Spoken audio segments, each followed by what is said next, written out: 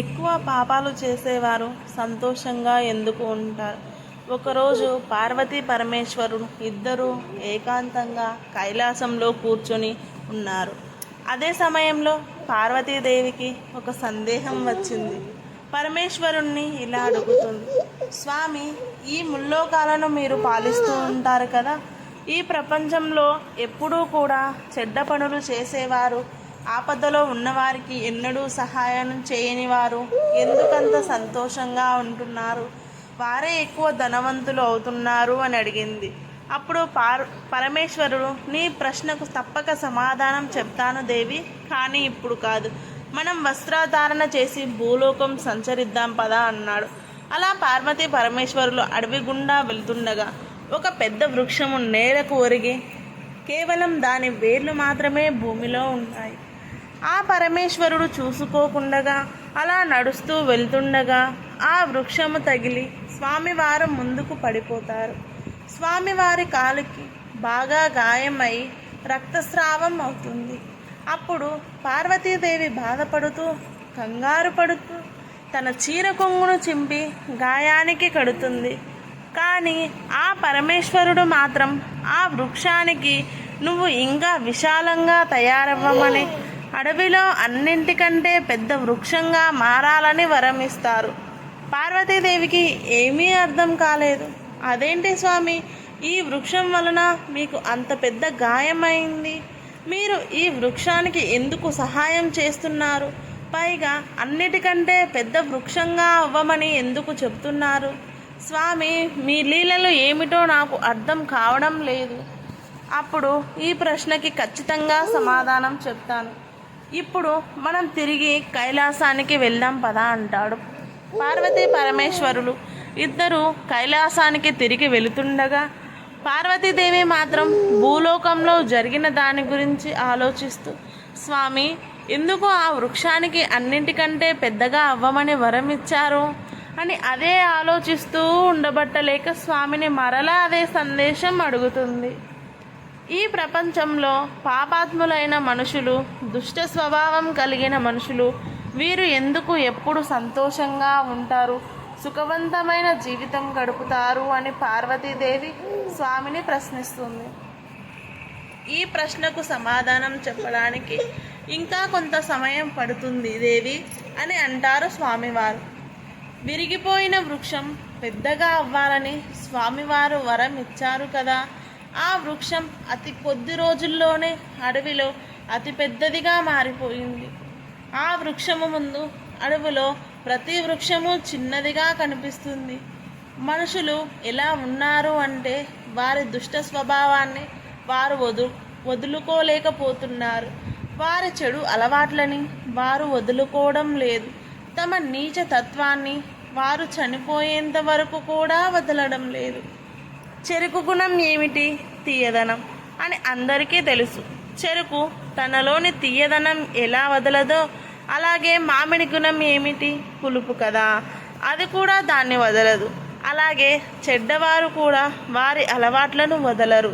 ఈ విధంగా చెడ్డ పనులు చేసేవారు, హత్యలు చేసేవారు వారి స్వభావాన్ని, వారు చేసే కర్మలను కూడా వదలలేరు.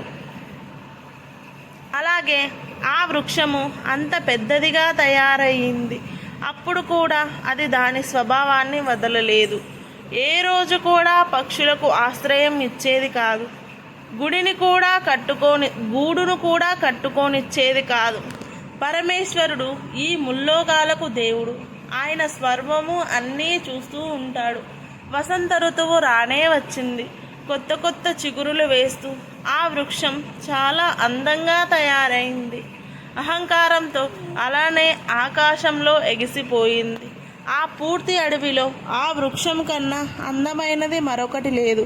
ఎందుకంటే ఆ పరమేశ్వరుడు ఆ వృక్షానికి అలాంటి వరాలు ఇచ్చాడు కాబట్టి. అందువలన దాని అహంకారం ఆకాశం అంత ఎత్తుకి ఎగబాకింది.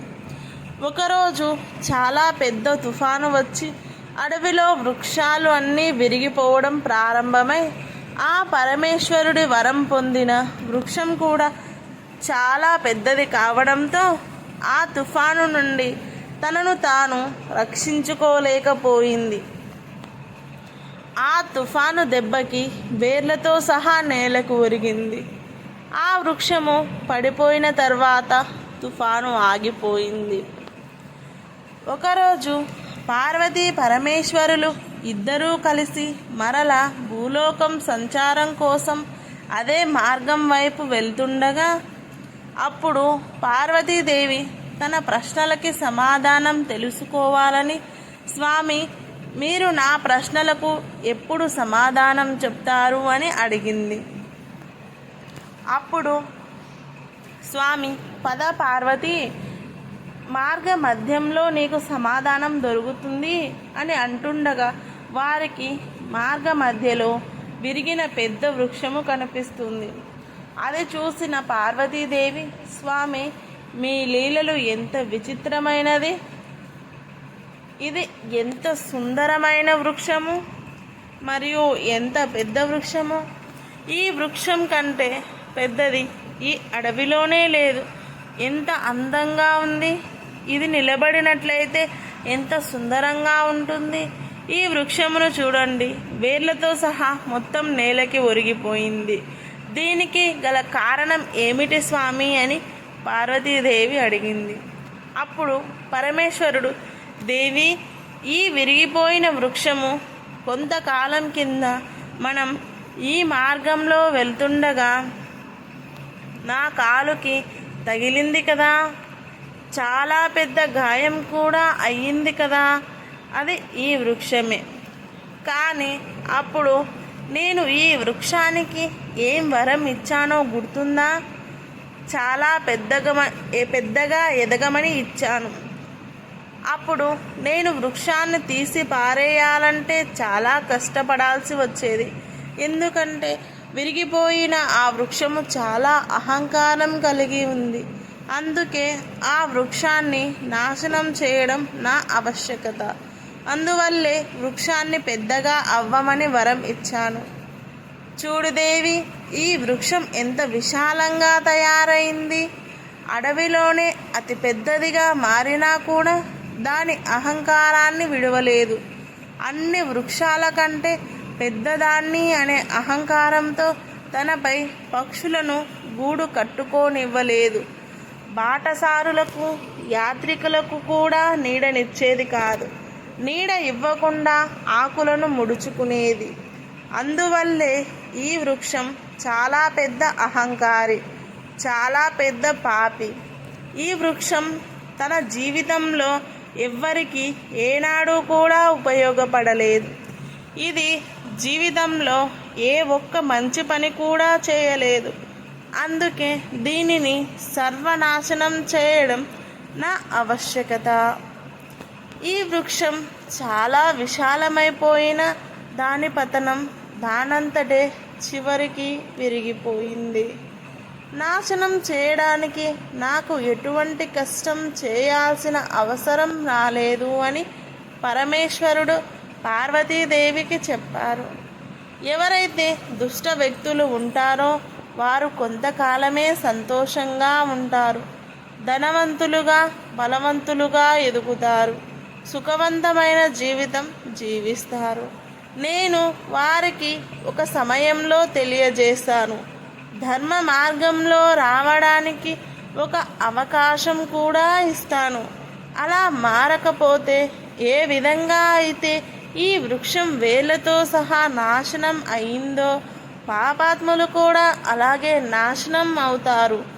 ఈ వృక్షానికి అవకాశం ఇచ్చినా కూడా తనలో ఎటువంటి మార్పు తెచ్చుకోలేదు. అదేవిధంగా మనుషులు కూడా తమలో మార్పు తెచ్చుకోలేకపోయినట్లయితే ఈ వృక్షంలాగే వారు కూడా నాశనం అవుతారు అని పార్వతీదేవికి పరమేశ్వరుడు ఇచ్చిన సందేశం. అప్పుడు పార్వతీదేవి అంటుంది, స్వామివారు, మీరు ఈ ముల్లోకాలకు నాథుడు. అసలు మీ లీల ఏమిటో నాకు అర్థం కాదు. మీరు ఇచ్చిన వరంలో ఎంత అంతరార్థం ఉందో అప్పుడు నాకు తెలియలేదు. అదేవిధంగా పాపాత్ముల వినాశనం తమ చేతుల్లోనే ఉంది. రాముడి పేరు ప్రతి ఒక్కరూ వినే ఉంటారు. రామాయణంలో రావణుడు 3 లోకాలను తన జ్ఞానంతో గెలిచాడు, కానీ తన మృత్యువును తానే స్వయంగా కోరి తెచ్చుకున్నాడు. రావణుడు మరణించినప్పుడు ఏడవడానికి మండోదరి తప్ప ఎవరూ లేరు. ఈ ప్రపంచంలో మనుషులు అహంకారంతో మునిగి ఉన్నారు. అహంకారంతో ఎదుటివారి మనసులను నొప్పిస్తున్నారు. పాపాలు చేస్తున్నారు. పాపాలు చేస్తూ ఏమాత్రం కూడా భయం లేకుండా ఉన్నారు. వారు కొంతకాలం మాత్రమే సుఖంగా సంతోషంగా ఉంటారు. ఈ మాట ఆ పరమేశ్వరుడు స్వయంగా పార్వతీదేవితో చెప్పారు. అటువంటి వారు కొంతకాలమే సుఖంగా ఉంటారు. పూర్తి జీవితం సంతోషంగా ఉండలేరు. అహంకారం విడవకపోతే వృక్షంలాగే అంతం తప్పదు. ఎందుకంటే అలాంటి వారి యొక్క పెరుగుట విరుగుట కొరకే. అందుకే మన పురాణాలు చెబుతున్నాయి, ఎంతగా అంటే మరలా ఎదగలేనంతగా నీకు ఉన్నంత దానిలో లేని వారికి సహాయం చేయమని, ఆపదలో ఉన్న వారిని ఆదుకొమ్మని. అప్పుడు మన మీద దైవానుగ్రహం ఎల్లప్పుడూ ఉంటుంది. సర్వే జన సుఖినో భవంతు. Thank you for watching. Please like, share and subscribe my channel. Love you all. Bye. Please అండి సబ్స్క్రైబ్ చేసుకోండి.